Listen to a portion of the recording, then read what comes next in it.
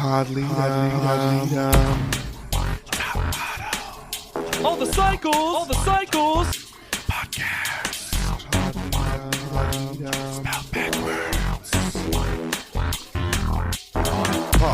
Leap, dumb. Leap, dumb. Leap, dumb.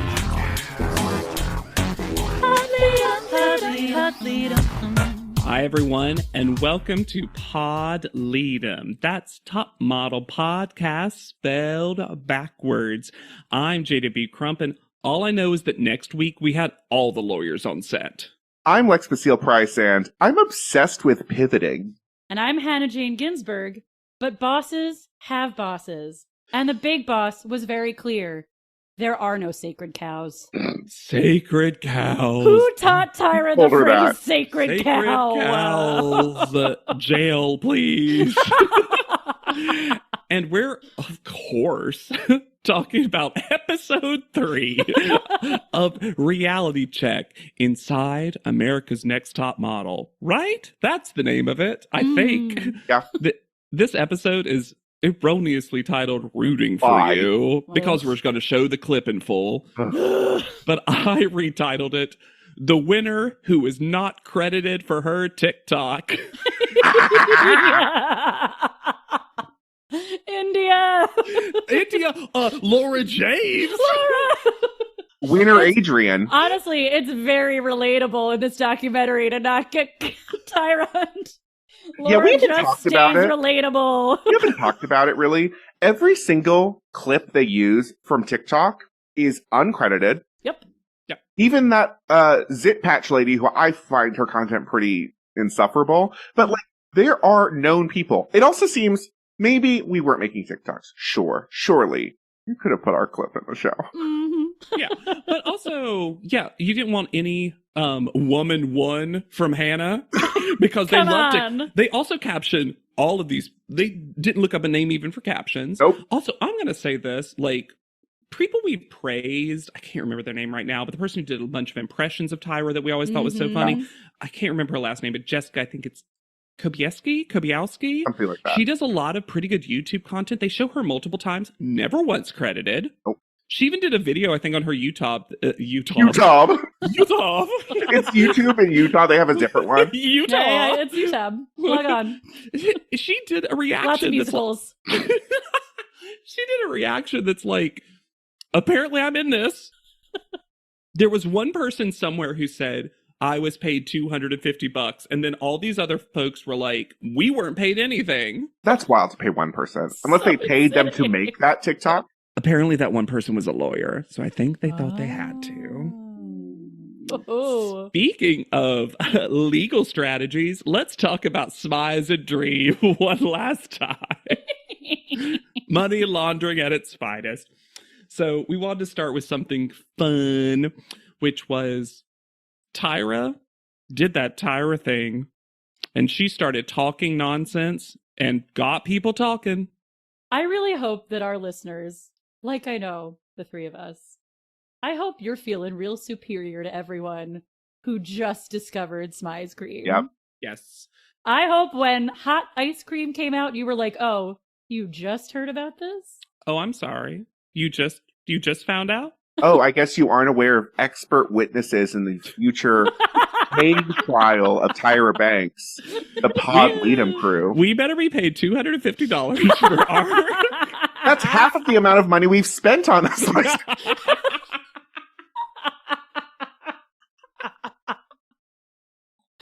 It would be so us to not even make the money back. We get paid $250, but only in Gold Belly gift cards. We all just get steaks for a couple of weeks. So, hot ice cream. Everyone started talking. It's so funny. You're so right, though, Lex, because everyone in the lead-up pod was like, I don't need to send this to them. They'll get it. But all my friends who know I do top modelly stuff was like, have you heard? Tyra's crazy. She seems crazy. I'm like, welcome to the party. But I have a new friend. Brag? Who's a twin, so I have two friends. Double brag. I got permission to say their names. Double brag. They're a double. We did it. I got permission to tell this story because they're very involved. Because their names are Michael and Zach Sakar, and they're fabulous writers, have become good friends. And also, Michael's the biggest Hannah Jane Ginsburg stan I've ever met. We talk about you, Michael. I love you too. Let me tell you something that happened, y'all. To my face, these two were talking about how much they love the podcast. They're chaos listeners. They listen on the website and nothing else. And they started with Cycle 6, which I get. Sure. And then like popped around and then asked me which to go to next. And I'm like, guys, I don't know. But so what's very funny is that like every time there's a new episode, Mike will be like, JW, such a weird opinion. Love Hannah.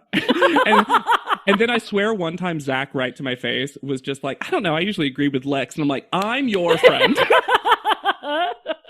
Yes, but they can be right, JW. They can be your friend, but I don't like these 3-letter names sticking together. Zach, who spells his name with only a K. Anyway, so Michael was like, Hot Ice Cream was doing a New York City tour. Sure was. Multiple places. Some were Can I just say, yes, the worst job I ever had was working at a Jean-Georges restaurant. And when I saw that Hot Ice Cream popped up at fucking Jean-Georges, I was like, so all of my enemies are in one place right now? you could have gotten rid of them, Hannah. You could have eliminated your nemesis. Where was the call to the Department of Health? Before JW finishes his story, Australia's Department of Health is much more on top of it instead of the States. They said hot ice cream cannot be called ice cream. Because it's not. So I was truly curious. Yeah. And Michael was like, I gotta know. Well, it was your turn for field reporting. Yeah. That's true. Yeah. That's true. And so we went to Chip City, because I like Chip City anyway, because I was like, great, worst case scenario, I'll get a cookie. Yeah. And they were going to do a s'mores one, which also felt safer than some of the other ones. Yeah. So we went like right when it was going to open in the evening, because we were like, well, there's going to be a line. People are going to be out the door. We go, and we are the only 3 people in the entire store. Coming in, making content. And they are content creators, so they were like, well, we might have to do more close-ups. And I'm like, yeah, I get that. We order it, and so everyone at Chip City was super cool. And, you know, I was asking them a couple questions. Have people been in here? Because it's the first day of it. So I was like, and they were like, you're the first. I was like, I have a present for the 2 of you, by the way. I do have to go grab it, so you'll have to edit out a couple of seconds of this. Still hot. It's forever hot ice cream.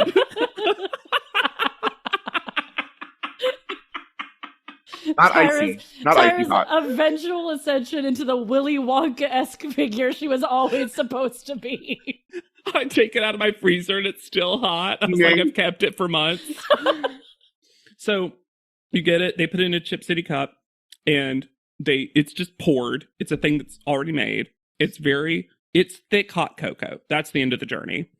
And then they did whipped cream on top of it, and then just kind of a s'mores collection of what would be in s'mores pieces on top of it. It's way too full. It's so spillable.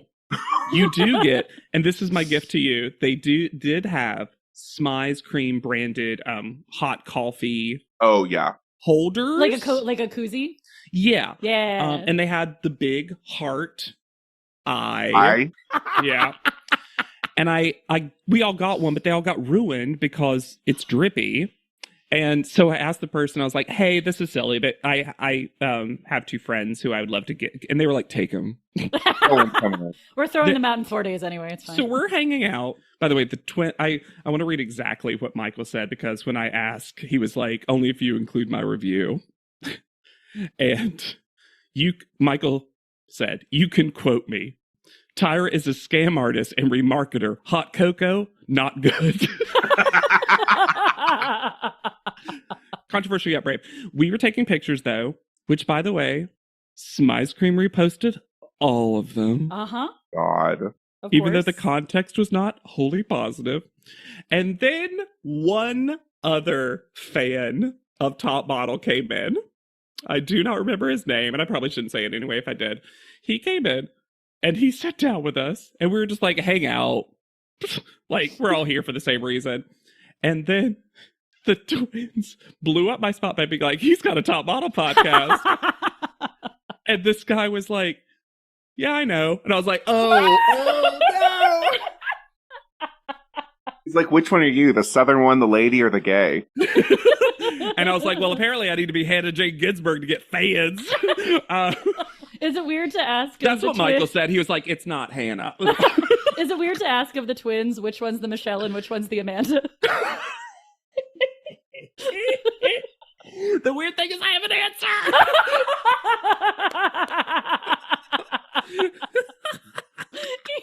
Off pod. Who will be Fire Engine Red and who will be Hickory Smokes Farms or whatever they said. Anyway, it's not that good. It's thick. I will say, for me, it was fine. Like, the taste was fine, and it's thick hot cocoa, but I don't like hot cocoa nor hot beverages in general. I don't see how it would be improved. It was good with a cookie dipped in it. Dipping a cookie helped. At that point, if it's thick hot chocolate, at one point are we just like tipping over into hot syrup? Yeah. I mean, that's not the texture. Like, Zach didn't even finish his. He said it was too much. Yeah. This was like a small cup of coffee sized product. Were there bits inside or just on top? No, just on top. It's not really Smice cream then. Yeah. The only thing that wanted to be on top, na was like sprinkles, essentially. Yeah. No, it was just, if you didn't have the whipped cream and the s'more stuff, it would just been a very lightly s'mores flavored hot cocoa. Yeah. Well, it sounds like it took NYC by storm. So, we have to talk about this fucking Tiffany monologue again, which brings us Nole Marin into the picture, which... Why? Why for 2.5 minutes? What was this adding? But also, I remember one of the funniest things you've ever said, Hannah, and I said it in my head. I was like, ooh, unwelcome discovery. Nole Marin, like Sam Reich, has been here the whole time. Well, it's so funny because it was like, I was sitting there thinking, you go through all the early judging panels and they don't talk about anyone who isn't Janice. No. And like, we even saw like Nole being gross and being like, oh, they all come from Dairy Queen and Walgreens. Like, we got that clip. Yeah. And I was like, oh, well, at least that's who we're not talking to. And then, Mini version 5 is with Nole Marin. Poor whatever Mini that is. I will say there was someone I saw on online who was like zooming in on the dog. Who is this, Steve? And I'm like, fake fan. You know that's Empress Mini. I mean, maybe not now. It's maybe a clone for all I know. But just, why are we bringing this troll on to get off scot-free? Also, we just watched this in full. Yeah. We basically have to, 5 minutes of this documentary is just this scene. Not in full, apparently, because apparently there was even more worse things. Terrible things that Jay will never repeat. Like, that's a virtue to keep it a secret. I thought one interesting thing, the only positive you can say about captions, and I didn't notice this at the time, or at least I don't remember I noticed it. Tiffany, I realize, as she's starting to respond to Tyra, slips in a very quick thank you. She sure does. Mm-hmm. I never noticed that. That's on me. And I was like, that even recontextualizes this further. Tiffany was trying to be like, you know what? Thanks. Mm-hmm. I'm good. She's just so unqualified. And I'm not saying this in like her private life. That's none of my business.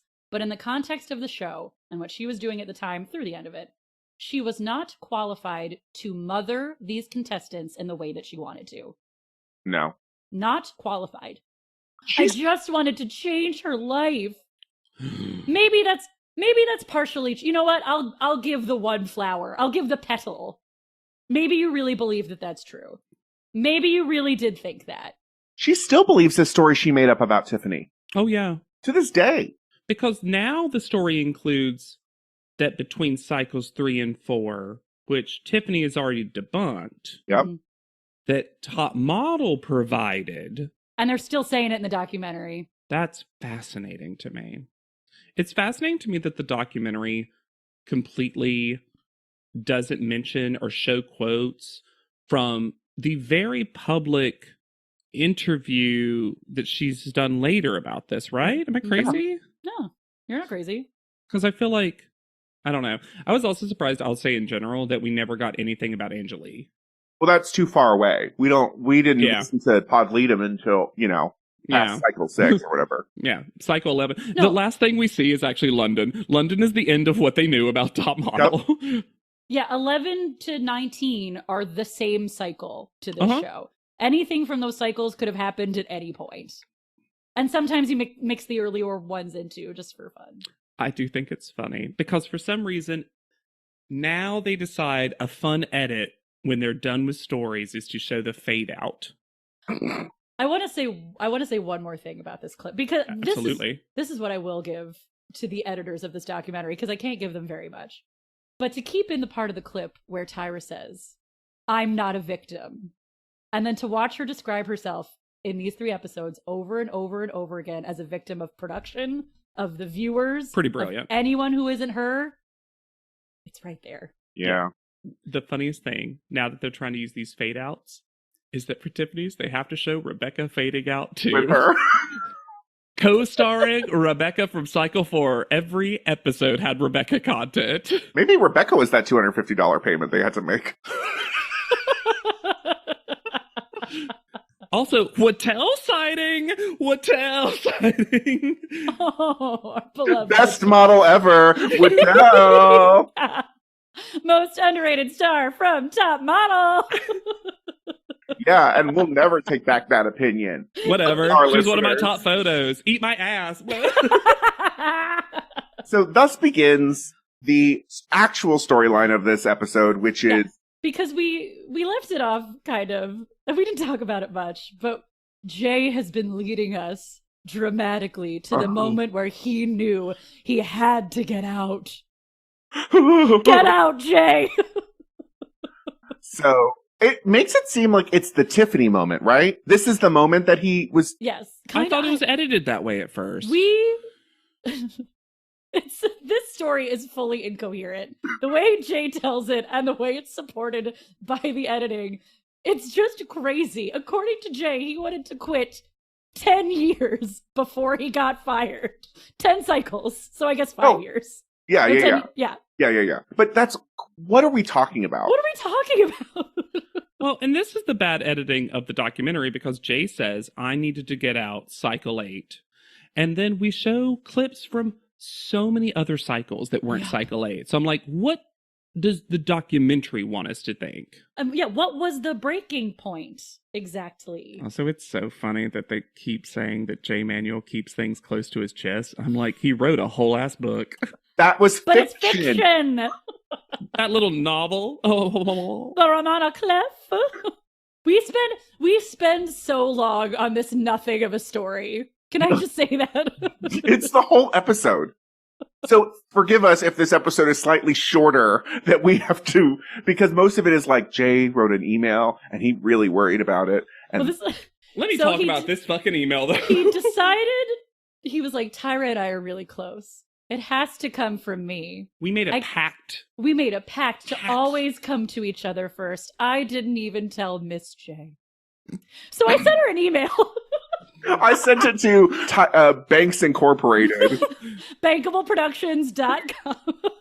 I'm sorry. It is absolutely bonkers banana split for you to say we had a pact since cycle 1, best friends, coming up with ideas in the bedroom. Come to you first. Come to you first. You're my everything. You're my best friend. Dear Tyra. And then you know how, and he's like, you know how grateful I am for this opportunity. Best friend language. This is acting as though cell phones don't exist. That the only way to professionally contact each other was through email. Now it's possible that their relationship was truly so volatile the entire time Which that this is what which probably was. But he's not telling it like that. No. And also, it's the only time any part of this put me on Tyra's side where he was like, and it took her 3 days to get back. And I was like, yeah, you destroyed her show.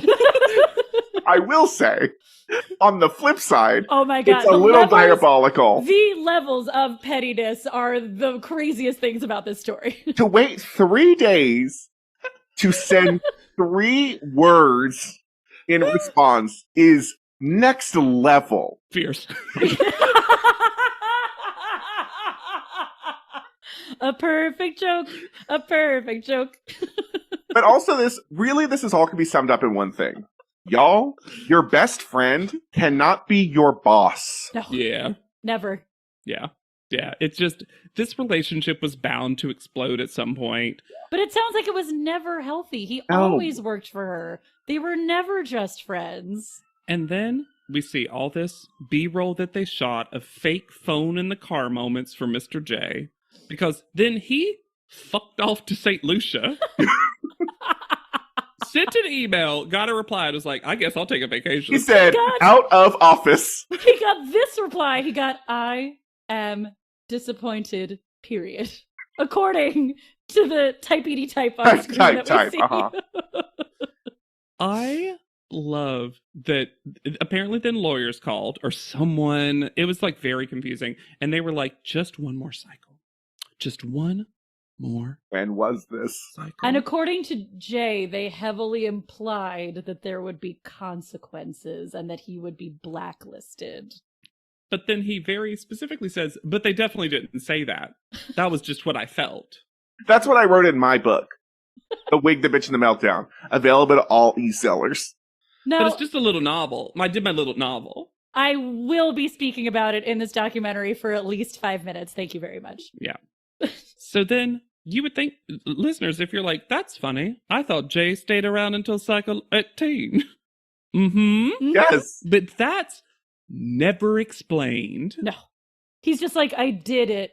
And then we're supposed to be scandalized that he got fired. And then we use Ambrielle's interview on Cycle 9 to cobble together the two of them fighting, but the only clips they have are of Tyra being pretty normal.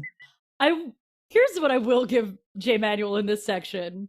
His face does look away in those clips. It does. I couldn't see it on Got Milk Day, but I could see it here. Where Yeah. he's That's very like, fair. wait, are we? Is she talking to me? Oh, okay. I'll respond, I guess. But also later, apparently he was just like filming videos of her for his website. According to Jay, she only talked to him on camera for the next 8 to 10 cycles. And then the only words we have from Tyra about this is, no, I don't want to talk about that. Specifically, nah. I'd prefer I should call him. He's a special man. Bitch, you had his number this whole time. What do you mean? It's so close to being he's my special little guy. Yeah. But it's so fascinating. Anytime you see the producers directly ask Tyra a question, her responses the entire time have been like, I guess I do remember that. And this is the part of the documentary I think that low-key made me the craziest. Because this is where they decide to tackle the issue of production not using the contestants' best photos. Yeah. And Jay says, this started happening around now, implying cycle 8. Right. Yeah. Then they immediately show clips from cycle 14. Mm-hmm. Then they immediately show clips from cycle 6. Yep. How can you not tell me a coherent story about when they started to do this? And again, I get the idea is, yes, in cycle 6, we have that famous moment. It wasn't photos. It was a commercial. Yeah. Where Jade was like, you didn't choose my own. And then Brooke and Sarah raise their hands and be like, yeah, I believe that too. Mm-hmm. But not photos. Also, not the time period that Jay is describing. Nope. So it was as if, I don't know, the editing of these cycle clips is so poorly done. Yeah. But it also felt like Jay was only willing to admit that sometimes they didn't choose the best photo when he was no longer sort of in charge. Yeah. Again, no accountability for... And there's no way that's true. There's absolutely no goddamn way that's true. Sorry. And he was like, I learned that stories sometimes took precedence. Okay. And then he implied pretty heavily that people would say, okay, we have this story, so make sure that this contestant gets a good shot because we can't justify keeping people on with bad pictures for too long. But JW, people had to stay in hotels after they were done. And when she got eliminated, she stayed in a hotel room alone. That sounds like bliss. after like however many weeks cooped up with these other women who you're done with. This is the moment where we have nonsensical TikToks. Because we have a man who is too lazy or incapable or irritated to do research that JW Crump did in 5 minutes before we did an episode. What do you mean you don't know where these women are? As if they're like disappeared people of South America. It's very infantilizing when you know, as we do, and whoever else has listened to this podcast, how many cool, interesting, different careers and opportunities and things these women have done. And men too. Yeah. And non-binary people. Let us not forget Jeremy the Pokemon Master. Yeah, it's that's the thing, is that there's also this, I'm going to go on a tyrant, if I will. Everyone can say whatever they want about this show and make their content. I get it. Especially if you're monetized, grab some money, do it. That being said, I think it is extremely disingenuous to act like no one who has ever been a contestant on Top Model went on to do anything. You are now being the mean person when you're like, and I haven't heard of her. What's she doing? Especially because if you are monetized and you have this platform, you could be sending people, like, these people are artists. Anne is an artist. Shandy is an artist. You could be platforming their work. Right? You could be getting these women money in their chosen careers. You absolutely could. And also, I'm sorry, we have, and the show does a quick montage of this, we have the Winnie's, Niles, Eva's people. What was the point of that are big? No. This was crazy. This was crazy to me because it went against its own thesis, right? Yeah. Because first of all, I want to shout out quickly Kenya saying that she could not use any of the pictures taken in her actual portfolio. Fair. Incredible moment. Love that from her. But then we get into the section of the documentary where Nole Marin tries to tell us that Top Model created influencer culture. Yeah. And how that's who they're casting now. And this is how you engage now. And anyone can be a model because they're on social media. And just being on social media is enough to make you an influencer and a model. They then pick out 3 people who were once contestants on the shows to show their follower counts. Niall, Eva, Winnie Harlow. Yeah. All of these people intensely famous for things that had nothing to do with Top Model. Yeah. They got famous for other things in their own right, and that is why they have so many followers. Now, will I always stand behind that I do think Top Model started that journey for them? Sure. Yeah. It did. But in the social media deep dive, you know who hasn't commented on this at all? Niall and Winnie, because they don't need to. No. Don't need to. Most people do not remember that they had anything to do with Top Model. I feel like especially Niall. Uh-huh. I feel like, especially because Wasn't he nominated for an Academy Award for directing a short? Like, he also went on to win another reality show, so it's like, it's so quickly. And produce one. Like, he's way bigger than the show now. And I'm sorry, I can't get over it that we show, the documentary, I should say, shows a full, pretty well, interesting, spoken, whatever, TikTok or reel from Laura James. Yeah. Healthy, relatable Laura. Super relatable Laura. Who with her healthy hands. That's how it's so easy to TikTok. And couldn't be bothered to Tyron. Because that's interesting, because she's changed her hair back. You might not even recognize her. And then, to give themselves claps for Isis and Winnie when they treated them like shit on the show. Oh my God. Twice when it came to Isis. Right. Oh my God, did we ever say twices? Twice. Twice as nice as. Also not Tyra calling Eva 5'5". Wasn't she 5'7"? Of course she was. She was on a regular cycle. She's Laura, right? But Danielle Evans is here to shit in Tyra's pie. Let's go. Let's go, let's go, let's go. She said, I was shunned by my agency, and I was models. roommates with Chanel Iman, who, you know who comes out looking fantastic? Chanel Iman. She sure does. Because she's like, why aren't you going on this casting? We're basically the same. Like, we should be both on these castings. And the agency said, we have to treat her differently. Woof. Yep. And Danielle, this quote, I couldn't make it my opening quote, but this is, if nothing else we get from this documentary series that is a circus. Mm-hmm. Danielle saying, "You don't need to support me. You don't need to like me, but you see me suffering and to walk on past me, that's so fucked up." And I think that's a summation of the problem that Tyra will never see. Yep. Yeah. It is absolutely an incredible summary of the top model / Tyra problem. Mm-hmm. Because I'll always be on the side, I understand why it happened in some people's mind, but once you're a couple of cycles in, the promise of a career, I don't think should have been there for folks. No. People should have known by then. Yeah. However, I do totally get why they were like, oh, but I'll be treated well by the people that I meet there afterwards. Right. And apparently Nigel Barker and Miss J are the only ones treating him nice afterwards. Then we get a re-traumatization of Oh my God. Shandy on the Tyra Banks show. This was so horrifying. This was so next I had level. never seen this either.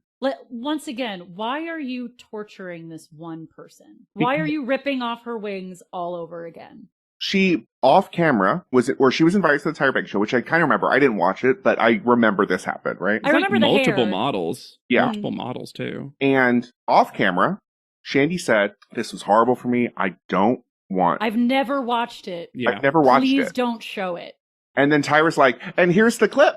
And Shandy, puts her head down and does not watch. Uh-huh. And she's like, "Why didn't you watch, Shandy? Why? Are you ashamed, Shandy?" And then, are you the two of you still together? And then you find out that Eric moved with Shandy to New York, and they broke up because she was getting harassed on the street for what Top Model showed. People yelling cheating whore and stuff to her. Yeah, it's just, as a palate cleanse. You mentioned it in another episode, but the most dumb and brilliant edit was, so now we're about to get into the section of Top Model had to change. I call it the sacred cows section. Yeah. And they said Dawn had left, and they show Dawn Ostroff, former president of UPN, walking off the documentary set. Standing up, leaving the chair behind. Gorgeous. And then we're introduced to the person that is definitely the real villain of Top Model. His name is Mark Pedowitz. A really unfortunate name. Unfortunate last name. But it did lead me, and I'm not going to read these because it's too good, but I will suggest that if listeners still have a Twitter account, look up Mark Pedowitz's Twitter thread. Because he created a Twitter because his daughter forced him to delete his Facebook, and all the Twitter is talking about Supernatural and that he's discovered Tumblr. Wow, he's a real CW guy. Yeah. It's like things like, "Sorry I bankrupted you at the CW. If it helps, I had a lot of fun doing it." Google.com, did Destiel go canon again 2022?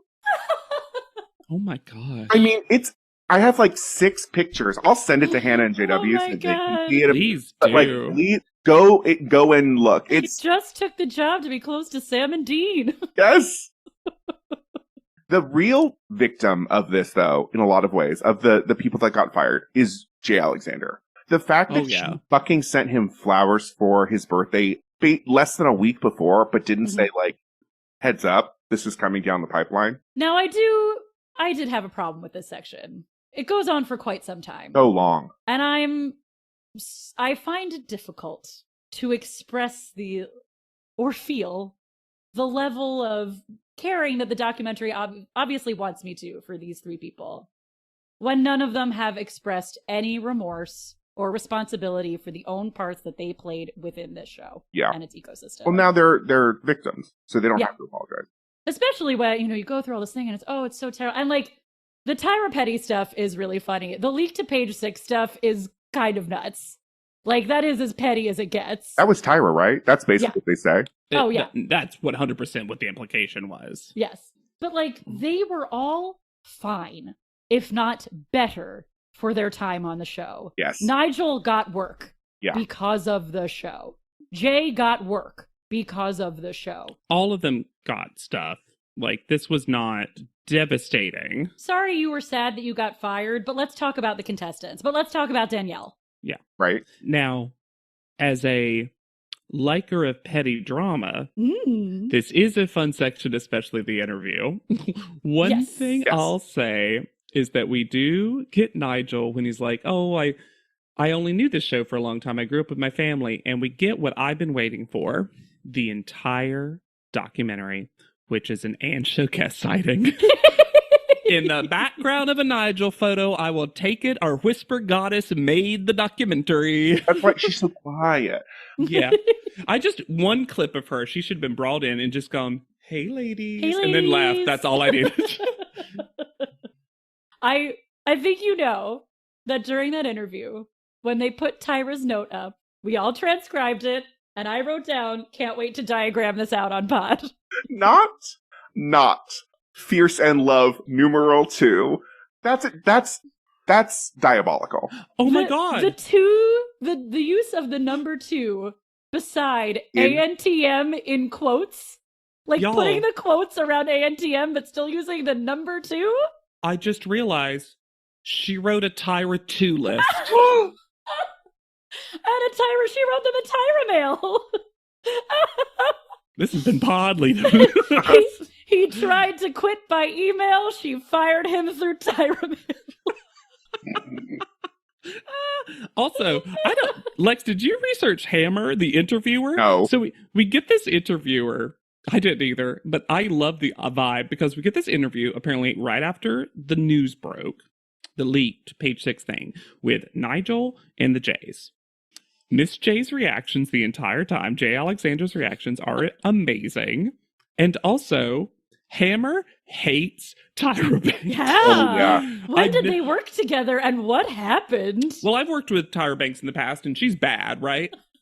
What say you now?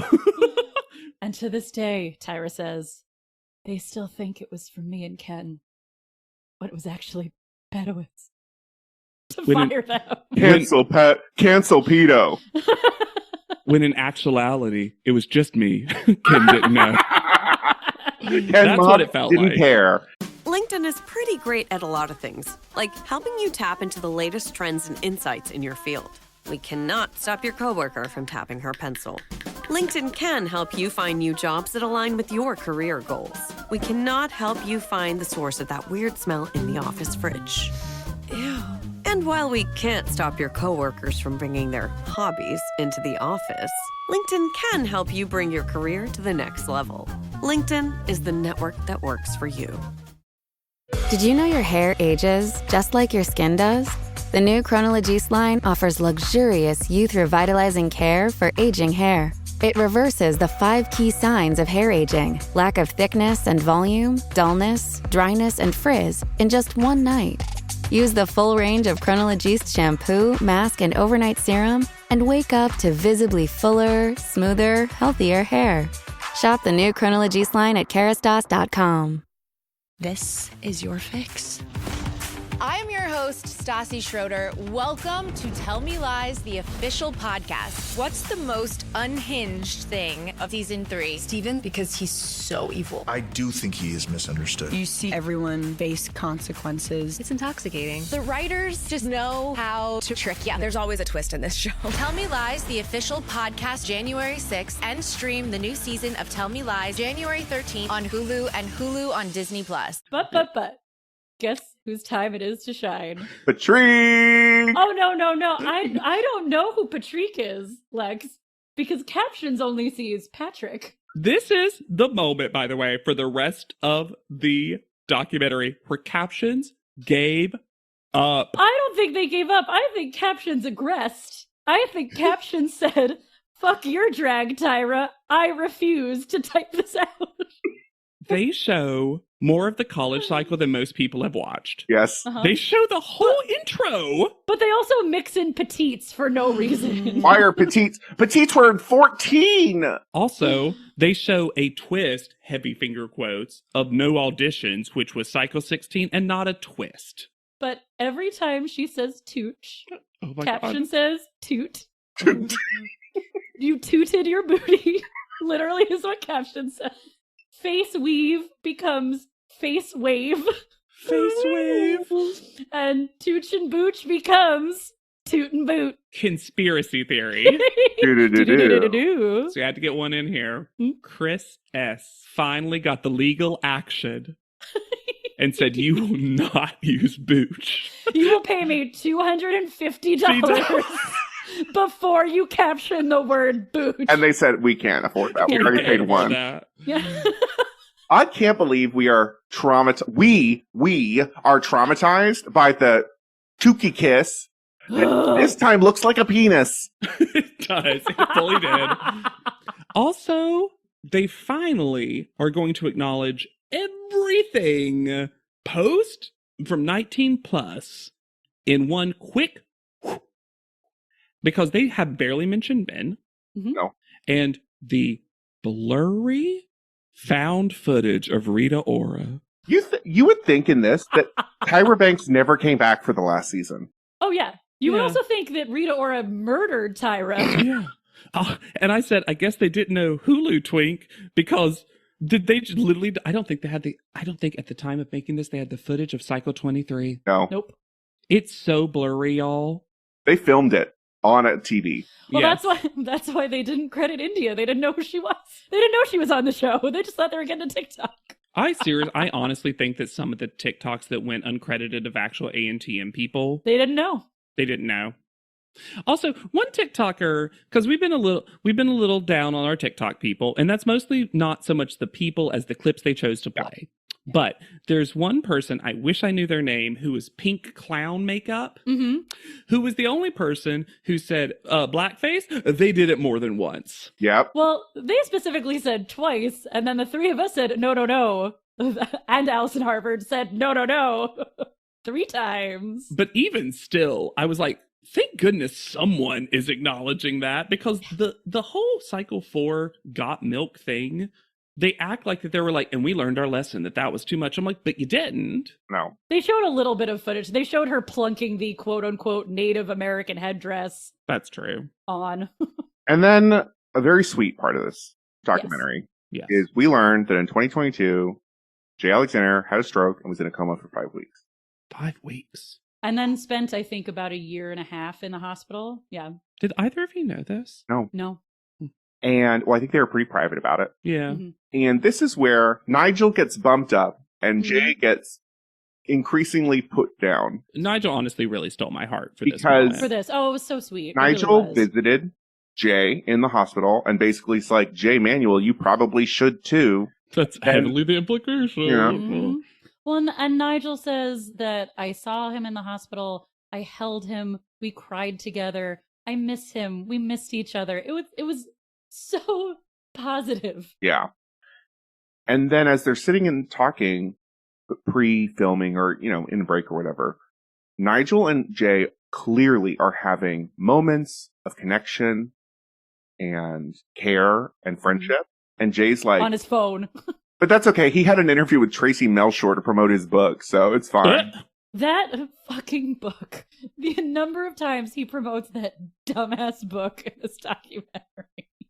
And it's so... I texted Lex and JW the other day because he's doing signings now 6 years later. 6 years after publication. Lord. But in the moment, and this was a reveal to us because if you watch the documentary, you never know those 3 people were in the same room at the same time until now.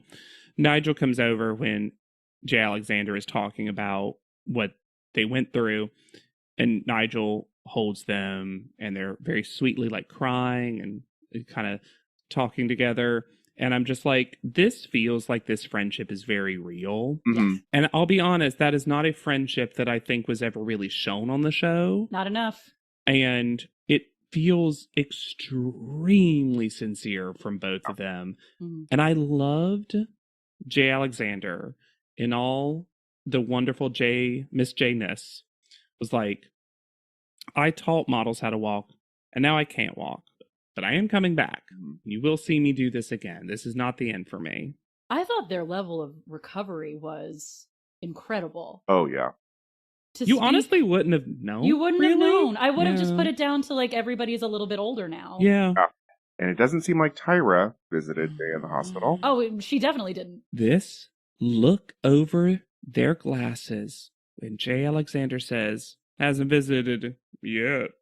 She texted. No, because she's here to threaten us specifically about cycle 25, which seems like the fact that this was dropped in the show, I didn't realize, but it's not a good look because you think that this is going to relaunch you. Yep. But it is not. She's still so No, because if you walk away from this documentary with any other feeling than, well, this could never fly today. No. This is terrible. No, who would sign up for this? Why would they? Yeah. Top Model needs to remain a product of its time. Yeah. And you're the one who keeps saying that it is. Yep. That's your way out. Why would you ever attempt to bring it back? Yeah. Because here's the thing. We watched every episode of the show. Yep. We were fans before then. It brought us together. It's brought us together with so many people. I will never say that, like, America's Next Top Model, the good parts of it, the stupid, silly, fun parts of it, etc., weren't valuable and good. Mm-hmm. And there's a world where she could have, and other folks, Ken Mock, etc., could have acknowledged that. Yeah.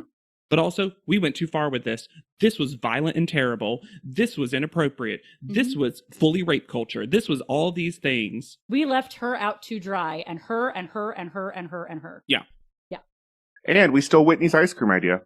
I do think Tyra's like last moment in the documentary is that she basically tries to lay like a Yiddish curse on Gen Z. Yep. Where she's like, I want you guys to be as open as I am about getting called out on your shit.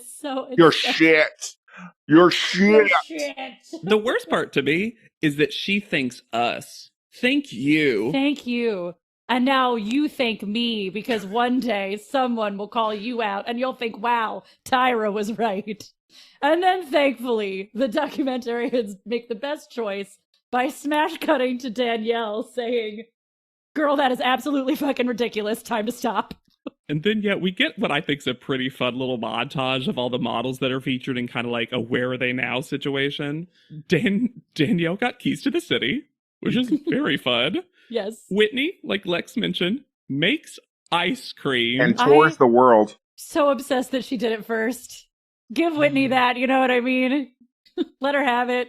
And I put Shannon's new career is God. Yep. Brie apparently has an incredible, worthwhile career that I would love to hear more about. I want to know everything. Mm-hmm. I want an hour interview on that. And I really appreciate it. Once again, perhaps the best choice that the documentary makes is to end with Kenya, who now does for a living what the show purported to do. I thought that was so a rare, really good moment for the documentary. And I just, man, this is one of those things that, like, someone was asking me, do you recommend watching it? I think that it's weird. I actually recommend watching it to people who are less familiar with the show. Oh, absolutely. Or just listen to our podcast. Got the deets. But I hear people are loving it. You laugh more than you did in this documentary. It's interesting to hear people talk about Top Model again. It's interesting to me that the show continues to re-zeitgeist itself. Mm-hmm. And who knows what will happen with Cycle 25. Also, I'm going to plant this flag right now. Mm-hmm. If it happens, we're making no promises. And we're certainly not making the promise of week by week recaps in real time, because I don't think that best serves what we do. Mm-hmm. We're probably more served, if it does happen, to a delayed thing where we know and we can look back. Well, here's the thing. As a collective journey. Apparently there is a competing documentary coming out on E! About Top Model. And all of the contestants who are talking it up right now are the contestants that make you go, please don't make me defend Tyra. Because it's Lisa D'Amato, Adrian. It's Gina, Ugh. It's Joanna, Ugh. it's all the people who you should be a little concerned about. Gina? Oh, I thought you meant Gina like cockroach. No. Jeana. Oh my God, I would live for Gina. Gina, where are you, girl? Where are you, girl? What are you up to? before we close it out, because I gathered a wholesome thing that I want to share. As I said, the algorithm was feeding me lots of contestant responses to the series. And my favorite thing was going into the comments and seeing what friendships still exist between these contestants and people on the show. Oh. So I just wanted to give you like a quick little tour. Nigel, one of his posts, Carrie D wrote like this really long comment about how he got her a lot of work after the show, that Shandy, like this was specifically a post about Shandy, and Carrie D came out very hard on behalf of Shandy. And this was the post where Shandy commented as well. That first pic is still one of my favorite photos of me. Thank you for always thinking of us girls after the show in the correct light, which was really nice to see. We get Kelly, who also talked about how traumatic the show was for her. My God, R. Kelly? R. Kelly. Yeah. That sounds bad. Our Kelly. I've never done that before. But she did a post, and then Takara was in the comments giving her love, and Kelly commented, "Hey girl, you're a big reason I survived as long as I did. I continue to have so much love for you." They shared that bed chicken. Yeah. So nice. Allison Harvard has been so funny. Oh my God. Hilarious. On Instagram. She reposted the still of her hearing "That's Top Model" spelled backwards. Yeah. Which was so funny. And she also posted a photo of her watching it with Foe and Isis, which is an incredible trio. That's who you Dare wanna I be say around. dream blunt rotation? Yeah. Yes, you can. Amanda came on just to say that Eli would not be on Cycle 25. Jean Wolf has been marked safe from this show. They don't serve plum cookies at Crafty. We've got Corey is apparently still super close with Nina and Renee. They all live together. He and Nina have a podcast. They're still best friends. Like Nina Burns is a very cute person still on social media. You've got India commenting on Courtney's post saying, "Love you, Courtney," and Courtney replying, "Love you forever" to India. Courtney is still on good terms with someone from Top Model. Who knew? That's the reveals I needed. She only respects India because she won. There was a great post from Ferranda who calls I saw out this one. Yeah. Miss J, Mr. J, and Nigel for not taking any accountability in the documentary, which I really appreciated. I didn't need the Nazi Germany reference, but the rest of it was good. And she promoted that for Rhonda Law. She did. And she Always looks, working. again, like all the contestants, looks incredible. Sutan was in Joni's comments saying, "Love you then and now," and Joni responding, "You kept me sane. Thank God for you doing that show." Two of our all-time favorites. And then in perhaps what was the sweetest exchange, not super relatable Laura, but petite Laura put up a video about it. And Angelique was in the comments. And they had this adorable exchange about All Stars. I'm just going to read it because it's very cute. Oh, I didn't see this. Angelique says, "I definitely watched this whole Real Girl. Speak your truth. I love you. Also, this made me think of when we first met in the house on Cycle 17, and lots of loving emojis." And then Laura replied, "I love you. And yes, the greatest thing Top Model has given me is lifelong sisters. I miss you. And I always think about how we shared an iPod shuffle and basically listened to the same song for like 3 months straight." And then Angelique responded, "On the same bed, LOL, me, you, and Allison. What song was it? My old ass done forgot, LOL." And then Laura responded, "Haha, oh my God, yes, like we were the grandparents from Willy Wonka." I'm pretty sure it was Halo by Beyonce. Well. And then Angelique responds, "LMFAO, just laughed out loud, not Willy Wonka, bum-ass granddad, LOL. He could have got a job." Yes, it was Halo. It was so... I'm glad to see that Angelique still has some positive associations with this show. Yeah. I also want to say someone who I've been watching a lot of stuff of that's been really great is British Invasion winner Sophie Sumner has been doing very interesting deep dives into her specific season and some behind the scenes stuff. I do like that, like, it's interesting. I've seen some Top Model contestants who are kind of using this as a moment to speak their truth, but there's a little bit of anger still there, which is unfortunate, I think. But if that's how they honestly feel, that's how they honestly feel. Oh, yeah, there was a big old Victoria blog post, too, which was actually less crazy than you would think it would be. Yeah. Yeah. But I also love that some folks are just taking it as a time of like, well, I guess everyone's NDAs are basically expired. Let's just talk about whatever now. I also want to take the time, and excuse me if I get emotional about this. I really missed you guys this last year of doing this. And I know we talk all the time because I don't want any of the listeners to be like, and they broke up and they're finally, this is a reunion in the least literal way because we talk We're not in the same place and we see each other all the time. But just like Anjali and Laura, like I feel like I got lifelong sisters with the two of you from doing this podcast and doing my re-listen of the whole show. I stand behind some of what I said. I don't stand behind some of the other stuff I said. If we all did this again, I think we'd have different opinions on a ton of stuff. 100%. But also the biggest thing I got out of it, beyond our amazing fan community and listeners, both casual and super Discord level kind of fans, the two of you will be people that are going to be important to me for the rest of my life. And I'm glad that Top Model helped give me that. And if you're glad that Podleadum has given you that, you should rate, review, and subscribe. Tell your friends. Leave comments. This has been lovely just chatting with you and falling right back into it. Yeah, I told them, I was like, I'm a little nervous. Are we still fatty? Like the fatty? We still got it.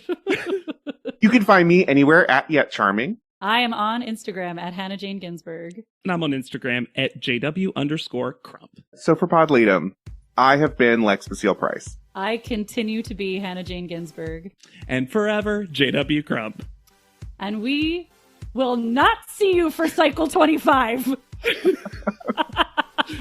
Oh, cut to 2 months from now. Podleadum is not endorsed by America's Next Top Model, Tyra Banks, 10x10 Entertainment, or any of their subsidiaries. It is intended for entertainment and informational purposes only. America's Next Top Model and all names, pictures, and audio clips are registered trademarks and copyrights of their respective trademark and copyright holders.